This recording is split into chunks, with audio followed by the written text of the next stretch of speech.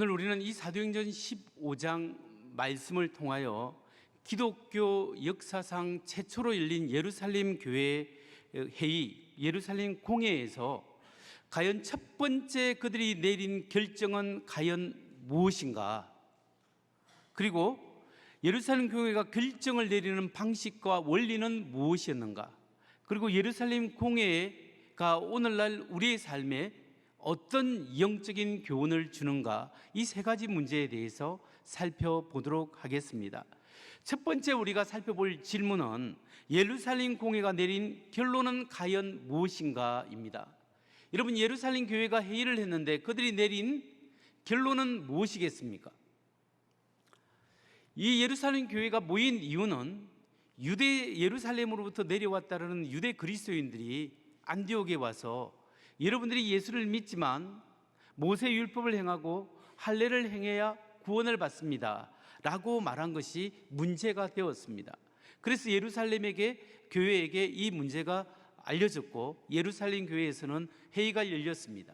이 예루살렘 교회의 두 기둥인 사도 베드로와 사도 야고보, 이 야고보는 예수님 동생 야고보입니다. 이 예수님 동생 야고보가 함께 모여서 이제 많은 장로들과 사람들과 함께 회의를 하게 되었습니다. 그런데 그 중에 바리새파인으로서 예수를 믿은 사람들이 있습니다. 바리새파 유대 그리스도인들이 제일 먼저 손을 들어서 이야기합니다. 이방인들이 예수 믿는 것은 좋지만 예수님을 믿게 되면 그들도 할례를 받고 모세 율법을 행해야 합니다 라고 강력하게 주장하게 되었습니다. 15장 5절입니다. 바리새파 중에 어떤 믿는 사람들이 일어나 말하되 이방인에게 할례를 행하고 모세 율법을 지키라 명하는 것이 마땅하다 하니라. 여러분, 예루살렘에서 이 바리새파 출신의 사람들이 모세 율법을 지키고 할례를 행하라고 이야기를 했는데요, 왜 그 바리새파 그리스도인들이 왜 할례를 행하고 율법을 지키라고 이야기했을까요? 왜냐하면 그들은 예수를 믿으면서도 여전히 문화적 그리스도인이었기 때문입니다. 무슨 말이냐면 예수를 믿어도 여전히 예수님 믿기 전의 생각과 그 생활 양식을 그대로 적용하여 예수를 믿는 사람들이 일부 적은 무리가 있었다라는 사실입니다. 예를 들면 우리 옛날에 기독교 복음이 전해지기 전에는 어떤 사람이 불교를 믿었습니다. 불교를 믿고 새벽에 사찰에 절에 불공을 드리러 갈 때 꼭 목욕 재개를 하고 사찰에 새벽에 가서 이 불공을 드린 사람이 있었는데 그 사람이 예수를 믿게 되었어요. 근데 그분이 예수를 믿고 난 다음에 새벽 예배를 오는데 꼭 새벽 예배 오기 전에 목욕을 안 하면 찝찝한 거예요. 근데 이분은 꼭 새벽에 목욕을 해야 새벽 예배를 드릴 수 있는 거예요. 그렇게 하는 것이 옳다라고 주장하는 사람이 제가 어릴 때 시골 마을에도 있었습니다. 이런 바로 이처럼 전혀 복음의 본질과 상관없이 자기가 익숙한 문화를 가지고 그것이 본질인 것처럼 하면서 문화적 그리스도인으로서 신앙생활을 할 수 있는 사람이 있다라는 거예요. 이런 사람 때문에 많은 변론이 있은 후에 드디어 베드로가 발언을 했습니다. 유대인들도 이방인들도 다 하나님의 은혜로 구원을 받습니다. 그렇기 때문에 이방인들이 예수 믿게 된 사람들은 그들도 하나님, 우리와 똑같이 하나님의 은혜로 믿음으로 구원을 받습니다 이렇게 주장하는 거죠. 사도행전 15장 11절 말씀입니다.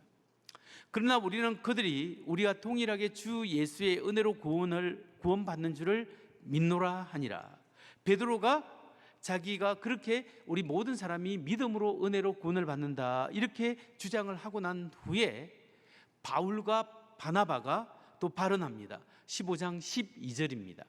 온 무리가 가만히 있어 바나바와 바울이 하나님께서 자기들로 말미암아 이방인 중에서 행하신 표적과 기사에 관하여 말하는 것을 듣더니, 지금 바울과 바나바가 자기가 약 2년 동안 제1차 선교 여행을 이방 지역을 돌아다니면서 교회를 개척했지 않습니까?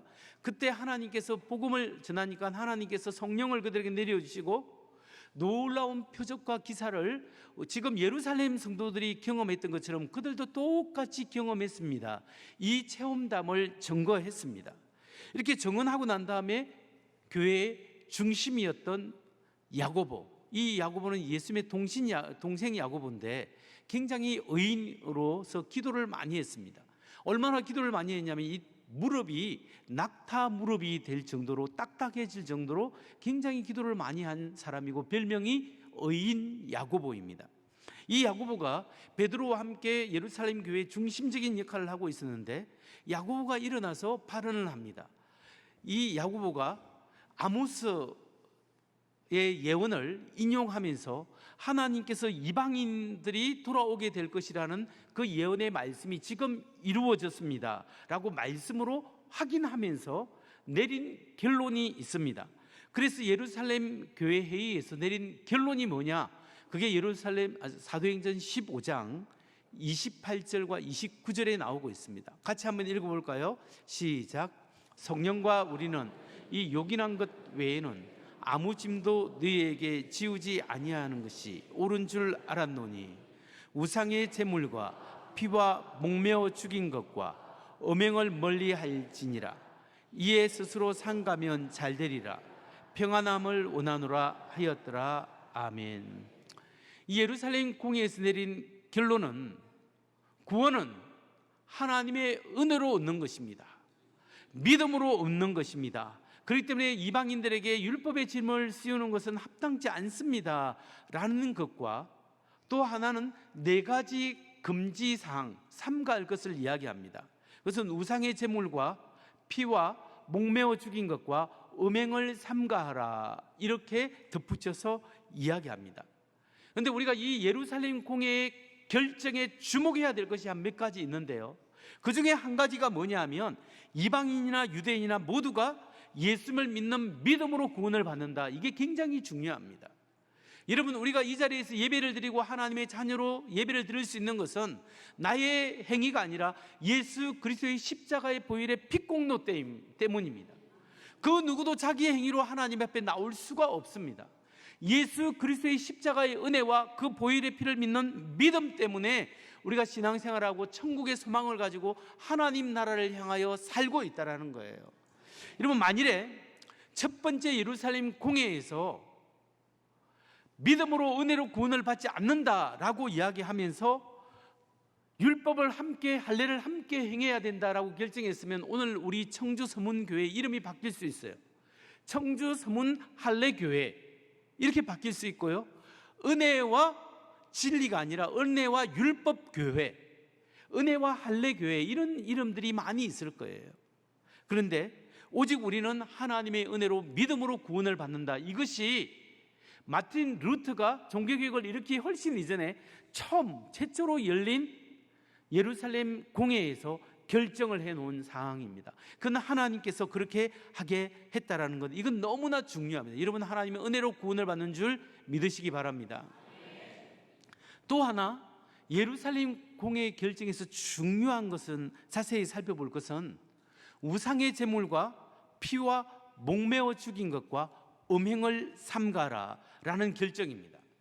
여기서 우리가 특히 우리들과 생각해 볼 때, 여러분, 피와 목매어 죽인 것을 삼가하라, 이걸 왜 그렇게 결정한 줄 아십니까? 피와 목매어 죽인 것을 삼가라는 것은 이방 지역에서 예수 믿은 이방 그리스도인과 유대 출신의 그리스도인들이 함께 모였을 때 그들의 교제를 원만하게 하기 위한 배려로서 이걸 하지 마라, 삼가하라고 한 것입니다. 다시 말해서 율법에 의하면 피가 있는 피채로 고기를 먹으면, 날것을 먹으면 안 된다고 되어 있습니다. 그리고 목매어 죽여서 피를 다 빼고 난다 해야 되는데 피를 빼지 않은 채 그 고기를 먹으면 안 된다고 율법에 나온 거죠.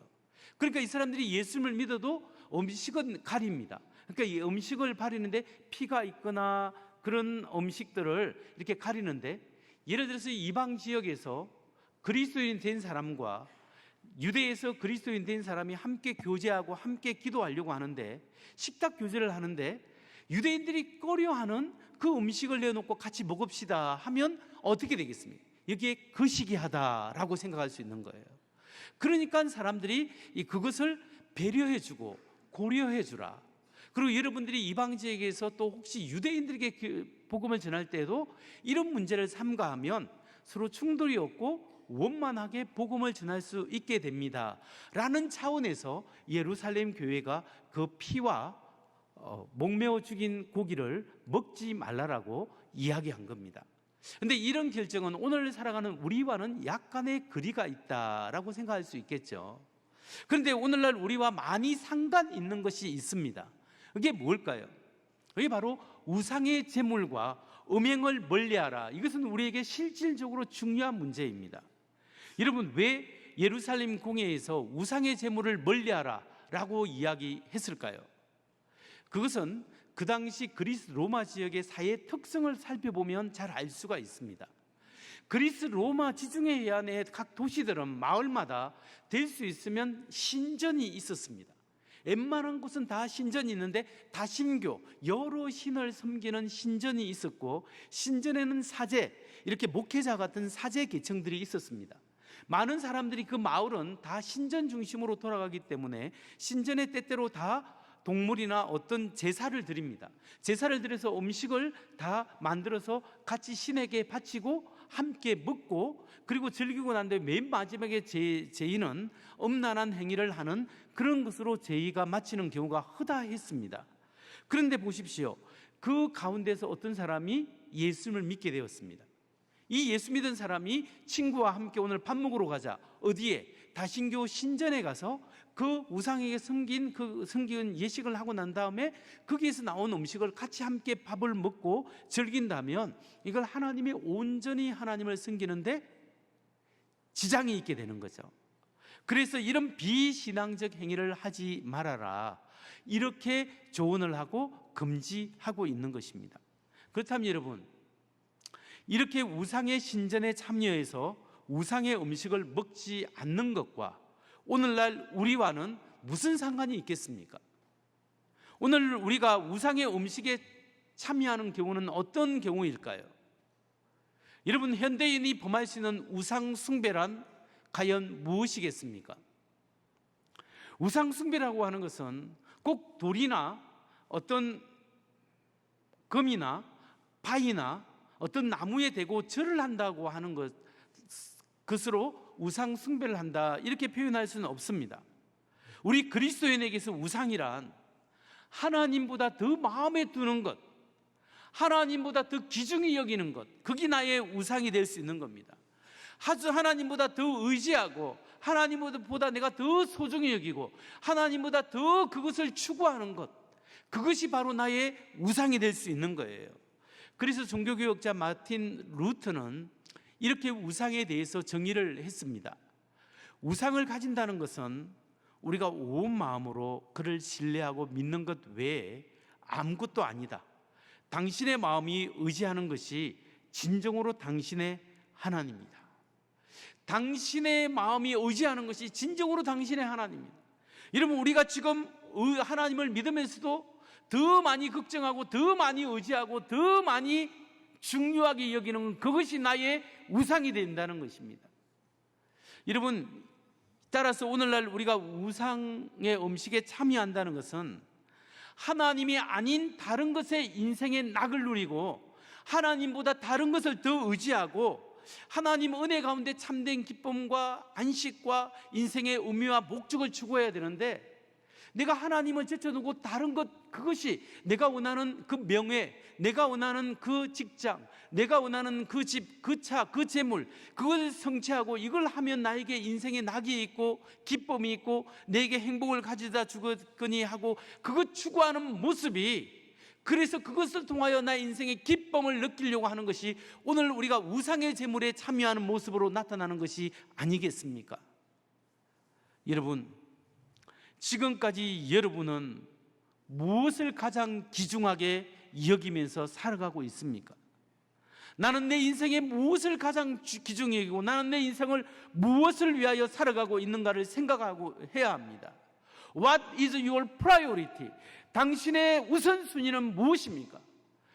내가 가장 귀중하는 여기는 내가 인생의 목적을 걸고 이것이 있으면 나의 인생의 행복을 가져다 주겠거니 그 모든 것이 하나님이거나 하나님 나라와 연관이 있어야 한다는 겁니다. 우리가 예수님이 나의 삶의 주인입니다, 예수님을 주로 고백하고 예수님의 통치를 받는 사람은 하나님과 하나님 나라를 추구하는 사람들이에요. 그런데 우리가 가장 중요하고 여기고 이것을 위하여 생명 바치고 목숨 바치는 것이 하나님과 하나님 나라가 아니라 엉뚱한 것이 없어지고 사라지고 영원한 것이 아닌데 우리의 거기에 가치를 두게 되면 이것이 나의 우상이고 이것이 나의 우상의 잔치에 참여하는 모습으로 지금 살고 있다는 거예요. 여러분, 하나님의 나라, 하나님의 은혜 가운데 참된 기쁨을 맛보십시오. 하나님이 나를 사랑하고 하나님의 그 은혜와 그 하나님의 나라, 나의 꿈과 나의 비전보다 더 큰 하나님의 나라를 추구할 때 여기에 참된 기쁨과 행복이 있다는 것을 여러분 진짜 믿으시기 바랍니다. 근데 여러분, 예루살렘 총회에서 우상의 음식에 참여하는 것과 더불어 또 한 가지 더 금한 것이 있습니다. 그게 뭐냐면 바로 음행입니다. 음행.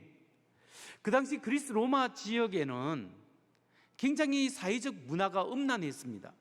왜냐하면 공공연하게 신전에 가서 신을 제사하고 난 다음에, 특히 고린도 지역 같은 경우는 그 엄청난 신전이 있는데 신전을 섬기는 그 사제들 중에 창녀들이 있었습니다.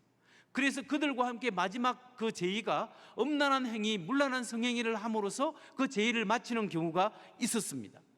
여러분, 이것이 성경이 말하는 부도덕하고 성적인 타락이라고 생각합니다. 그래서 하나님의 말씀은 옛날이나 지금이나 시대와 문화를 초월해서 하나님 앞에 성적으로 부도덕한 음행을 삼가하라, 그것을 하지 말라라고 우리에게 말씀하고 있는 겁니다. 하나님의 말씀은 오늘날 우리에게 분명하게 성적인 순결성을 지켜나갈 것을 말씀하고 있는 거예요. 여러분, 이 사실을 아십니까? 음행은 우상숭배라는 사실, 음행은 성적으로 불결함은 하나님이 아니라 다른 신을 섬기는 행위라고 성경은 규정하고 있습니다.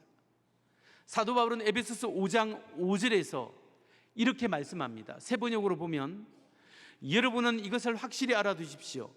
음행하는 자나 행실이 더러운 자나 탐욕을 부리는 자는 우상 숭배의 자여서 그리스도와 하나님의 나라를 상속받을 몫이 없습니다. 여기 확실히 알아두십시오. 분명한 사실은 음행하는 자나 더러운 자나 탐욕을 부리는 자 우상 숭배자다. 음행은 우상 숭배하는 것이라고 성경 곳곳에 이야기하고 있습니다. 여러분, 오늘날 우리 문화가 음란한 문화, 성적 타락한 문화 속에 살아가고 있습니다. 불륜이 아름다운 사랑으로 미화되고 있습니다. 그리고 동성애와 동성결혼이 정상적인 일이다, 가정의 일이다라고 주장하는 시대가 바로 오늘날 시대고, 그것이 잘못되었습니다라고 발언하면 도리어 처벌받는 시대가 오늘날 우리 시대, 이 시대의 국제사회의 시대입니다. 오늘날 우리 그리스도인 중에서 많은 사람들이 성적으로 순결하지 못하고 음행과 연결되어 있는 사람들이 있습니다. 결혼 이전뿐만 아니라 결혼한 이후에도 부부가 서로 순결한 삶의 책임이 있음에도 불구하고 아내를 속이고 하나님을 속이고 양심에 끄리낌 없이 바람을 피우고, 그리고 그것을 뻔뻔하게 행하고, 그리고 아무 끄리낌 없이 교회에 나와서 찬양하고 봉사하고 하나님을 예배하는 그런 사람들이 있다. 바로 이것이 성경이 이야기하는 바로 음행이요 우상 숭배라는 겁니다. 여러분, 만일 우리 중에, 여러분 중에 이런 문제에 걸린 사람이 있다면 하나님 앞에 철저하게 회개해야 합니다. 배우자에게 철저하게 잘못을 고백하고 하나님 앞에 철저히 회개하고 돌이켜서 다시는 그 음행, 그 문란한 행위를 하지 않는 것이 하나님의 예수 그리스도의 보혈의 피값을 통해서 구원받은 사람들의 마땅한 도리입니다. 여러분, 동성애가 점점 확산되어 가고 있고 성적 윤리가 파괴되어 가고 있는 시기입니다. 여러분, 서울이나 대학가를 가보십시오. 그 근처에 젊은 남녀 대학생들이 그냥 같이 동거하는 사람들이 수두룩 합니다. 이게 지금은 보편적인 일이 되어가고 있습니다. 이런 시대에 우리 하나님께서 말씀을 통해서 우리 그리스도인만이라도 정신을 차리고 이 시대에 하나님 앞과 사람 앞에 순결한 삶, 정말 부부로서 순결하고, 그래서 정말 이 가정이 깨어지는 것을 막고 가정을 세우고 우리 가정이 살고 우리 자녀들이 살고, 그런 일들을 하나님께서 우리에게 하라고 이 시대에 말씀하고 있는 것입니다. 순결한 삶, 성결한 삶은 이 시대에 하나님이 우리에게 명령한 귀중한 삶인 것을 여러분 믿으시기 바랍니다. 두 번째로 간단히 살펴볼 것이 있는데요, 예루살렘 공회가 결정을 내리는 방식과 원리는 무엇인가? 문제를 두고 회의를 했는데 그들이 결정을 내리는 원리는 과연 무엇이었습니까? 예루살렘 교회가 결정을 내리는데 가장 크게 영향을 준 것이 무엇이죠? 그것이 바로 두 번째, 성령 하나님의 인도하심이었습니다.